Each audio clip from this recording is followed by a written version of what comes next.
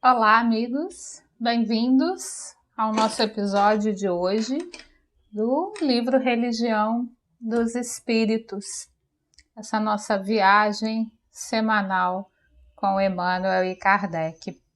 Hoje nós estamos no capítulo 17, Jesus e Humildade. Esse capítulo, Emmanuel está comentando a pergunta 917 do Livro dos Espíritos, que fala no livro 4º do item de decepções, ingratidão, quebra de afeições. Olha a associação que o nosso querido Emmanuel faz de decepções e humildade, né? Nos trazendo Jesus como o nosso grande exemplo.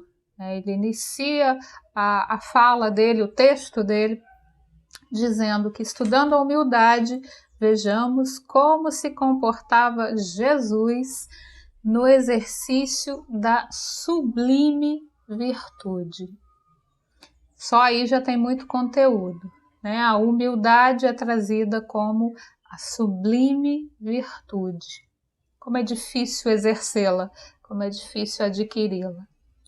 Primeiro a gente precisa saber exatamente o que é a humildade, né? O que nós chamamos de humildade.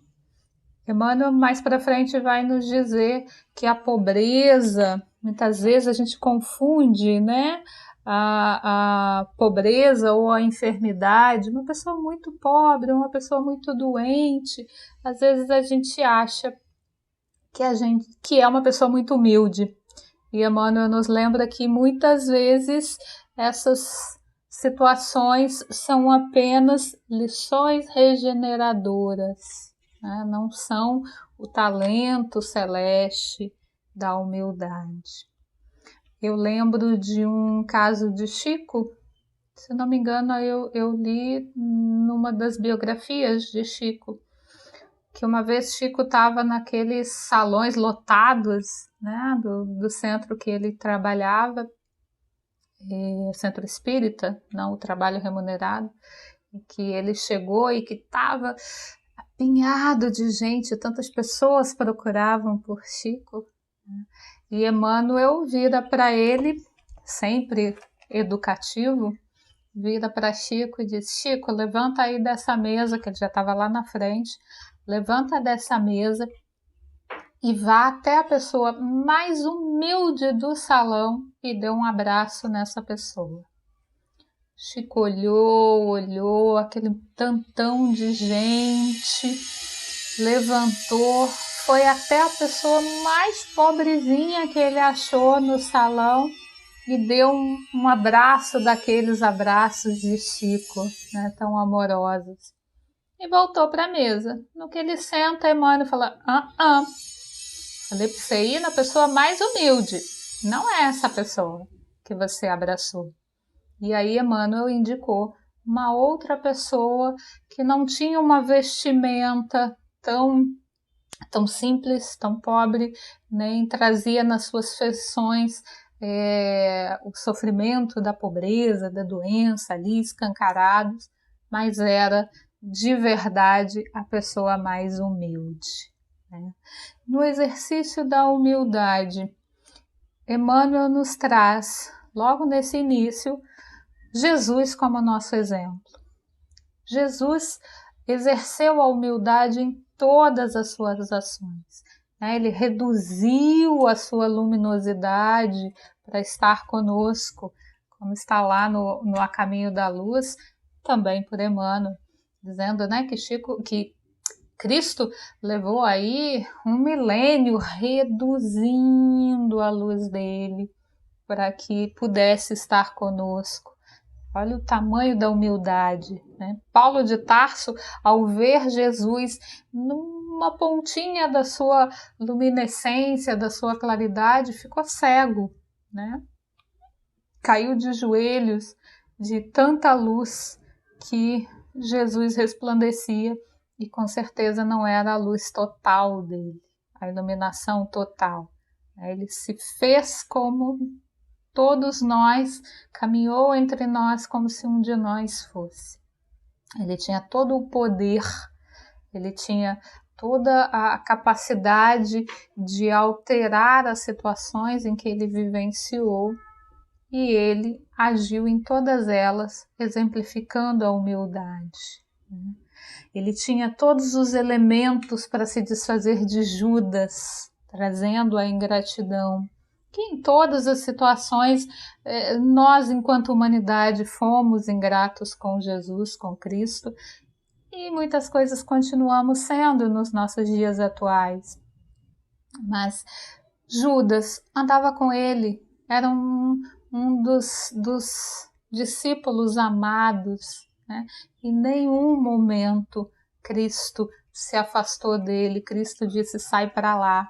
Né? E Cristo nos conhece por inteiro, melhor que nós mesmos. Ele sabia o que se passava em todo o mundo, mas ele via em Judas um aprendiz, naquele momento insensato, mas um aprendiz, alguém na sua caminhada evolutiva, na sua jornada de aprendizado, e que precisava do amor de Jesus, do exemplo de Jesus, para ser recuperado, para mudar os caminhos dele.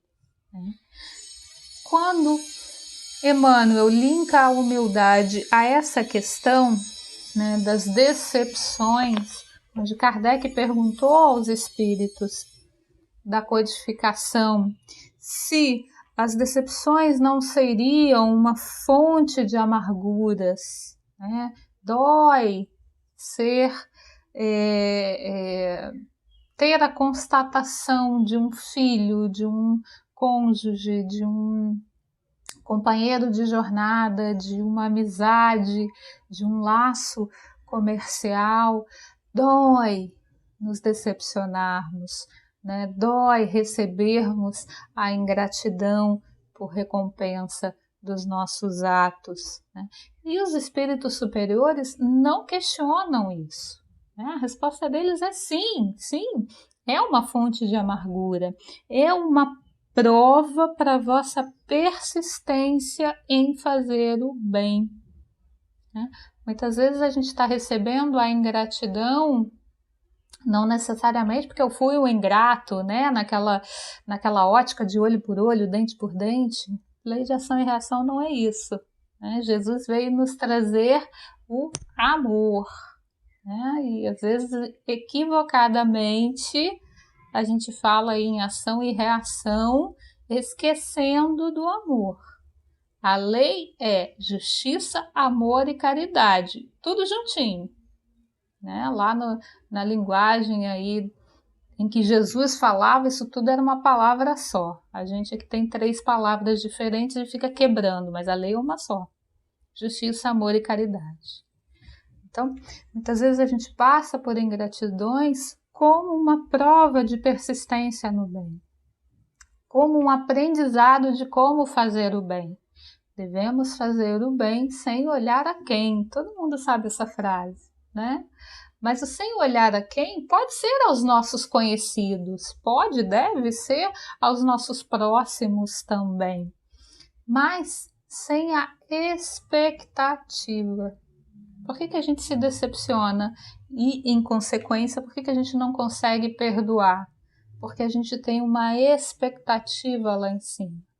Eu estou fazendo isso por essa pessoa que eu gosto, que eu tenho afeição, esperando o reconhecimento dela.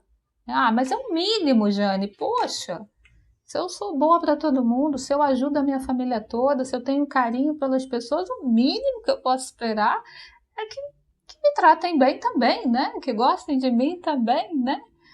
É assim que a gente pensa. Mas, na verdade, o bem que nós fazemos tem que ser nele mesmo a nossa recompensa, né? Ou às vezes eu estou fazendo o bem para tentar comprar um passezinho livre lá para nosso lar, né? Espírita tem mania de achar que todo espírita que morre vai para nosso lar, né? Como se não existissem infinitas colônias espirituais aí no universo, no orbe terrestre, né? Então, se eu estou esperando alguma recompensa aqui na Terra ou na espiritualidade, eu não estou fazendo o bem pelo bem. E aí eu estou me colocando em posição ou na iminência de me decepcionar. Porque todas as pessoas falham. Você falha, os seus amigos falham, a sua família falha, os seus companheiros de trabalho falham. Os seus exemplos na doutrina espírita, ou seja lá no que for, também vão falhar. Todos, sem exceção. Porque aqui nós não temos espíritos perfeitos.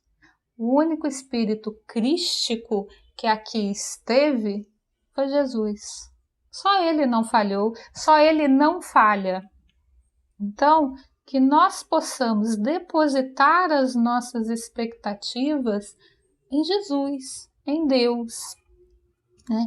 Onde realmente não há como obtermos uma ingratidão ou um erro, né? As leis naturais não erram. Há uma fala também de Emmanuel, não nesse livro, mas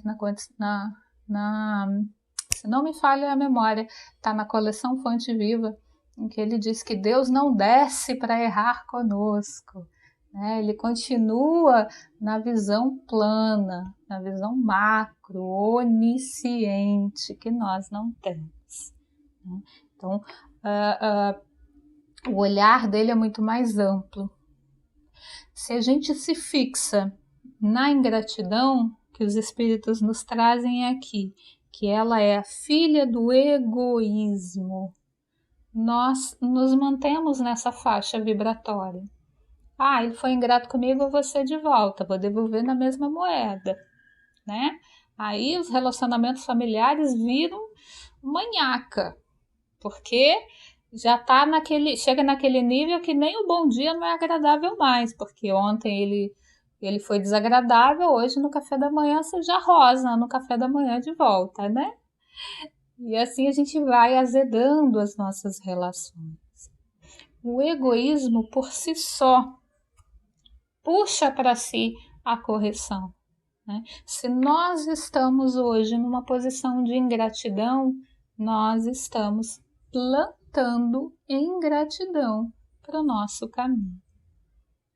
Então, olhemos com compaixão, com amorosidade para as falhas alheias, para a ingratidão alheia, sabendo que no momento certo, Deus, no tempo de Deus, vai corrigir isso.